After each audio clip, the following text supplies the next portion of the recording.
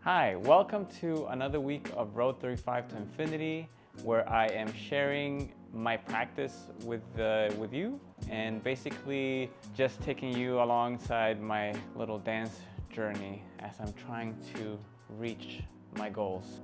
By me sharing what I'm doing, you might resonate with some of the things that I say, and hopefully some of it might be helpful. I went to Barcelona to hang out with my friend Walid, and we had planned to hang out and to go to a battle called Faro Urbano in Valladolid, not close to Barcelona. We took the car and it was a 7-hour ride. So I was thinking of just doing a quick recap on how that was. I arrived in Barcelona. I spent one night there at Walid's place, and then the day after we went to Valladolid, and we arrived in the evening on the first day of the event. On that day it was locking and then it was whacking. That was just a nice moment to kind of like land, arrive at the event, watch some beautiful dancers. Both me and Walid went and registered for the house, and we couldn't register for the hip hop. We were put on a waiting list because they had max capacity of 50 couples. So they had passed that, and I think we were 53. But they told us to then get to the event early the day after to secure a spot, because there were most likely going to be people that were not going to show up. So after the event,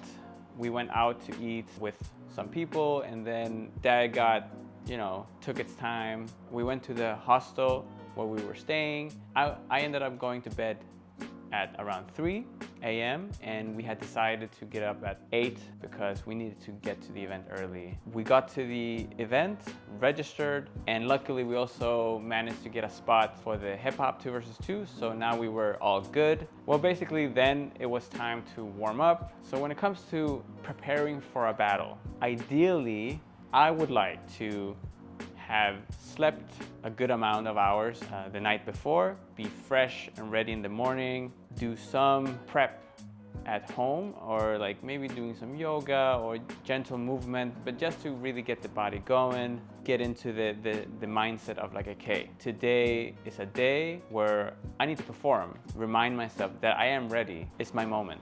And then at the event, to then also still feel fresh and then to properly warm up, keep that energy until it's time for the pre-selection, and then go. It didn't really quite go like that. So like I mentioned, I did not have a lot of sleep. I had 5 hours, solid hours, and then, but no time to like prep at home or to really get into my body. It was like, okay, get up, and you're really stretching out the amount of time because, yeah, you wanted to get some rest. And then we had to leave for the event. At the event, I really just used my waves and my circular motions. I did that shortly, and then right after that, I just connected with Walid and we started to just go back and forth, just dancing, exchanging. While the pre-selection was going on, couple by couple, we would just take that time and vibe with each other. We made use of every pre-selection that was before us as a way of us doing a pre-selection together. So what I mean is that anytime we would hear a new duo go on stage, we would then get ready, and then he would go for 40 seconds, 45 seconds, and then I would go for 45 seconds. That would be the time that the people on stage that they would have, and then when they stepped out, we just went again. Basically, we did a couple of pre-selections before our own, and this was a very helpful way for me, at least, to keep my energy going, but also to get my body ready for the time that I would be having on stage. So by the time that it was actually our turn, I was already used to the 45 seconds or less that I had to perform. Again, warm up your body and then vibe with your partner, and then to get into the pre-selection mindset and then go. Me and Walid, we were like second to last to do our pre-selection. So after the pre-selection, we just stayed connected, me and Walid, and just kept each other's energies up. And this is the beauty of doing a 2 versus 2. When you're battling with somebody that you really connect with, you're not on your own. You're there together and you have conversations, you talk about what's going on, and maybe talk about what you're seeing. Physically also talking to each other by jamming, exchanging, really motivating each other.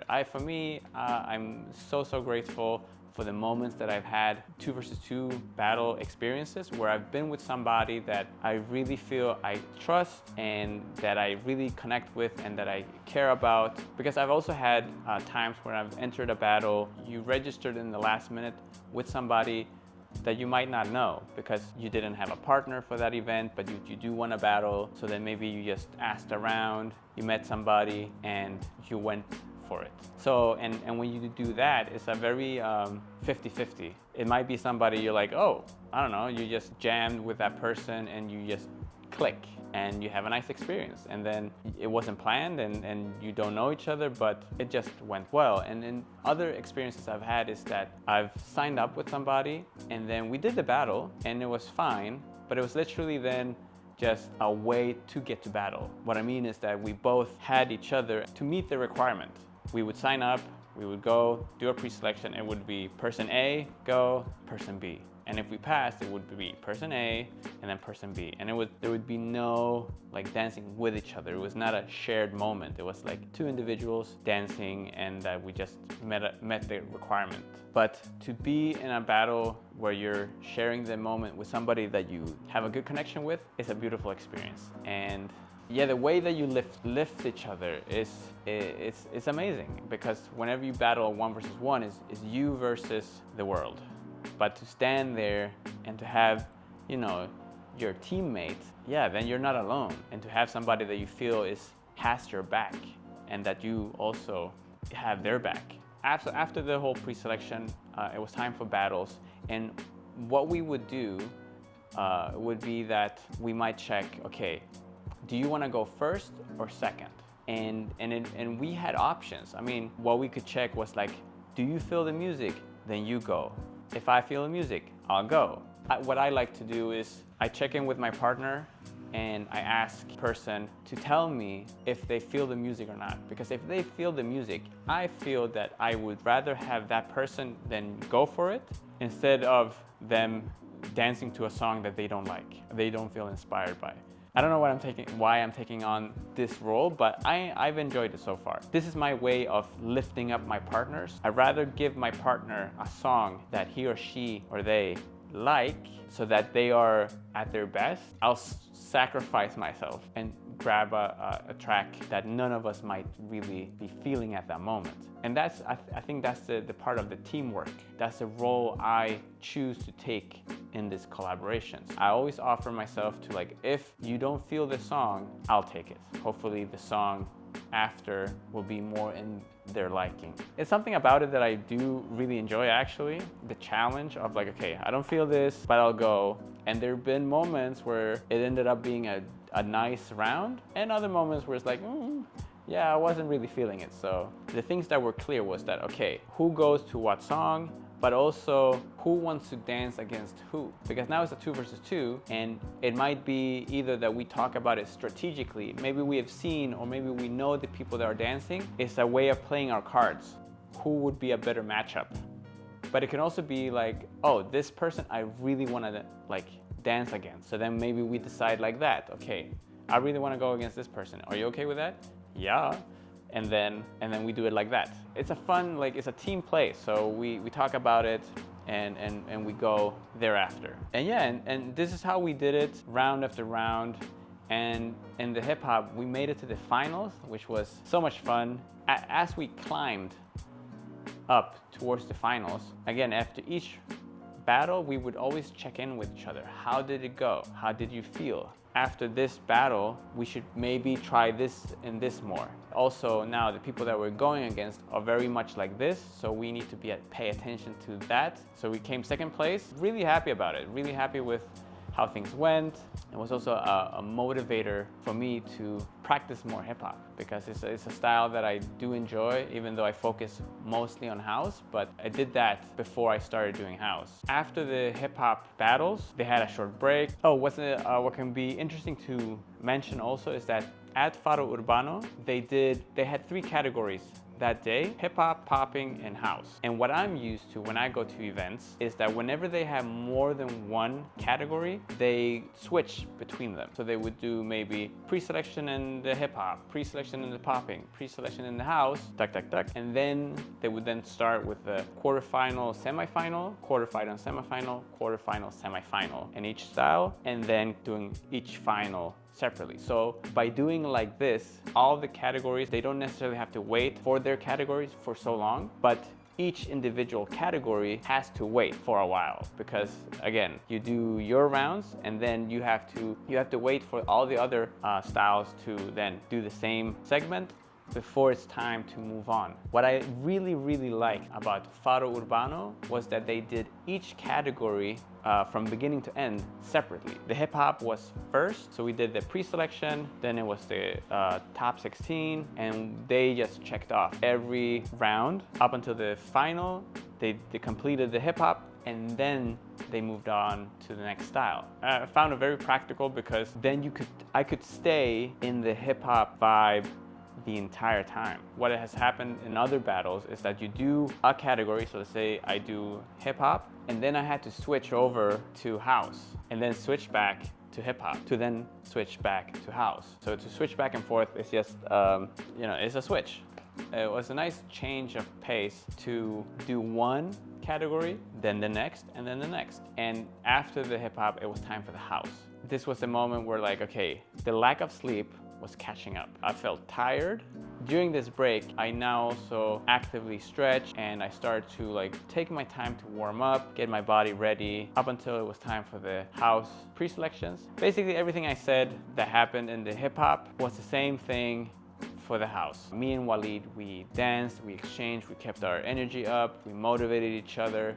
But the one thing that was different that I wanted to share, when we came to the semi-final, my body, or my legs particularly, started cramping. They would cramp up and my legs would lock, so I would just feel this tension. In the semi-finals, there were 2 rounds, and each other battles before was only 1 round. So in the semi-final, I did my first round, and towards the end of my round, I could feel how my body or my legs were cramping up a bit. And when I stepped out, I had moments where on the side, I was really just breathing and I was just really stretching a bit, just trying to get that sensation out of my body, out of my system. The fear I would have in my head would be that in the middle of me dancing, that one of my legs or both would just start cramping up so that I would almost fall, or that I would have to abruptly stop and then end my round.